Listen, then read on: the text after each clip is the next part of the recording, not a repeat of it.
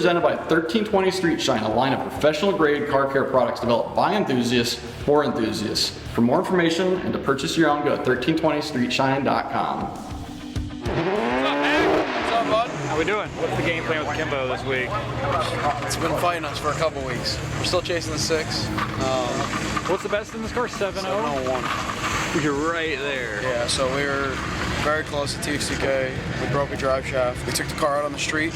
We were filming for Street Outlaws. Came back, brought it back to the track, tried to go for the 6 again. It just wasn't making the boost it was making before. We've been chasing it for 3 weeks now. So we went back to the track, making changes. We thought the motor was maybe getting tired. Put a new motor in the thing, put a new set of turbos on. Like, we've chased everything, and for whatever reason, it's not making boost. So we just went back to basics, changed the boost controller, and just checked some other little stuff. We added a sensor to see if we're getting pressure drop from the intercooler. Like, we're just chasing anything right now. So it keeps going 7-1, 7-1, 7-1, 7-1. Right. It's just not, it's down like 10 pounds of boost. So hopefully you guys get it figured out and get a 6 by the end of the week. yeah, we're chipping away at it. We'll see. All right, man. Good luck to you. Later.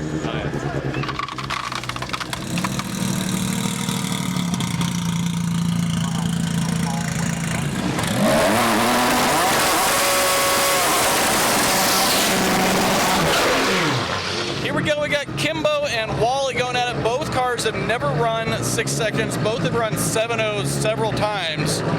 It'd be awesome if they could do it side by side.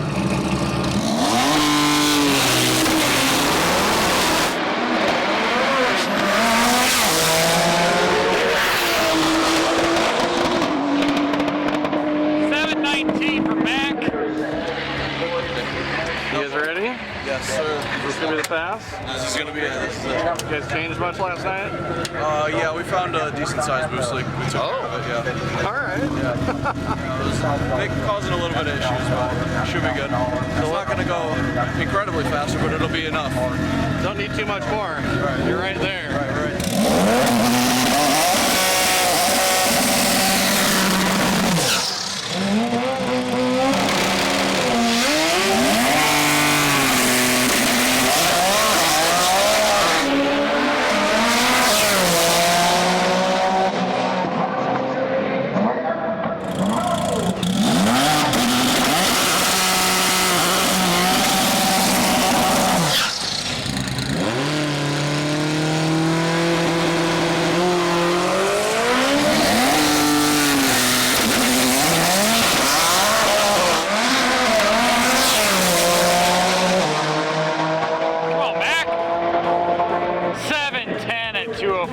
Dang. What are you guys doing?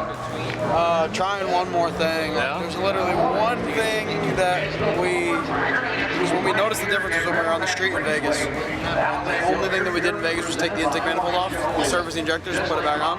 And the way this intake is made, it has one gasket.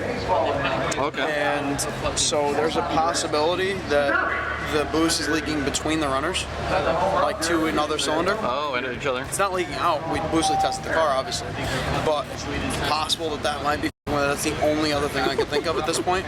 So we're just gonna try it, because what are we gonna do? Not try it and just hope it fixes itself. So all the pipes have been off and inspected, and you said you replaced the motor, the turbos. Like, boost leak tested everything, fixed the intercooler's fixed been leaks, protected. found leaks that were like, this has to be it. It's such a big leak, and nothing. And there's not really any way to test it other than take it down the track, right? Yep. It sucks. It's not like you can go out on the street and make a 200-mile-an-hour pass. Yeah, you know, as fun as it is going 7-1, like it's hard on the hardware, you know what I'm saying? So it's a lot of expensive to be going the same thing over and over and over again. It's getting frustrating, but like I said, we can't just not try, so we're gonna keep chipping away at it. The last idea. Yep, last idea, and after that, it's back to the drawing board. So it's fixed, right? Yeah, just like every other time. I don't even know what else we can do. You're down almost 10 pounds? He said before, you know, so now it's making like 50, 52. Yeah. At 2K it was making 60, and he said he had at least 5 more pounds to go. And now we're trying to pin the gate shut, and we've got nothing. So we moved the boost source to try to get a better source, put more pressure on the gate, but we'll see what happens.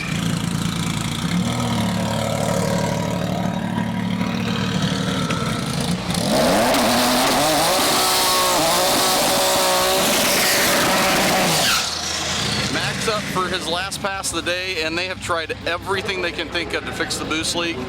They just fixed the gasket on the intake, and they're hopeful that that's it. They're down almost 10 pounds of boost. They really want that 6. They've run, I think, almost 20 7.0s and 7.1s.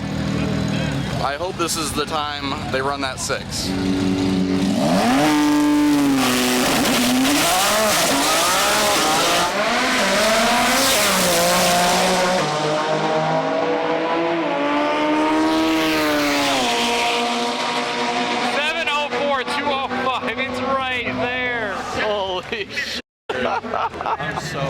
What the f? I knew it left so much better that time. It did. Did you see how much better it left? It did. And that's not clear. I mean, you're going the right direction. Same. As soon as it gets to like second or third gear, the thing just starts to kind of like wiggle. Tell us there's more boost, Rob. He's giving up on that. Did it feel better? Yeah, it went straight for like 300 feet. And I'm like, It went no like 3 way. feet, actually. No, no. Usually it's out of shape way before Okay. the 8. All right. Yeah. Now it was like going straight, and I'm like, no way. And that's why I stayed in it, because I was like, I might crash this thing. No. But it went straight on the short, so I was like, there's no way I'm lifting up. You were so close to the center. Yeah, I felt that. Explain what you guys did to make sure you're 100% boost. We've taken, each controller now has its own source, so the controller for the top port of the gates is coming directly from the manifolds. Oh, I got you. We know it's on the there's controller. boost in here, Yeah. plenty of it. So Yeah. we put the controller for the top of the gates there, and the controller for the side of the gates directly off the turbo over there. And we have a sensor right on the outlet, so we can compare manifold to compressor cover to make sure we're getting boost. Each controller now has its own source, rather than sharing the same pouch. Every last drop a mile an hour going into the car right now. They're just so close, hundreds away from that 6-second pass. And even if the car doesn't build any more boost, the temperature drop has been about 15 degrees since their last run. That might help them enough to get into the 690 range.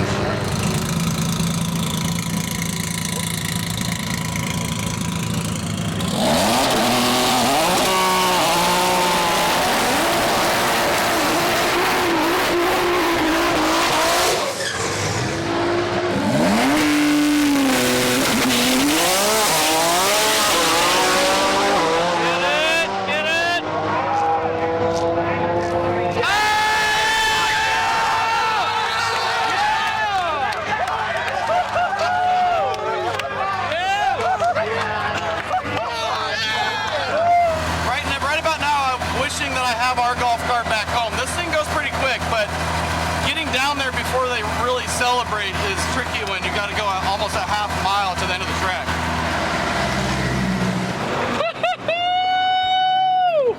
Dude, holy shit, you did it. Oh my God. I don't know, man. That was a long journey. I never thought I'd be that guy. I just can't help it. Hell yeah.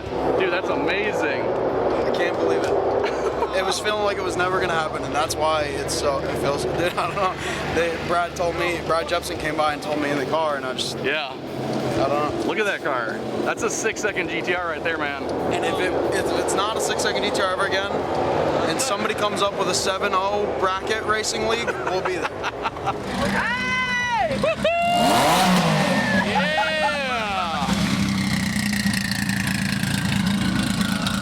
Yeah!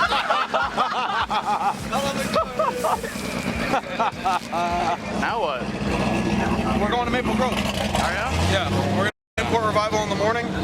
Beautiful. Do one qualifying session and race on Sunday.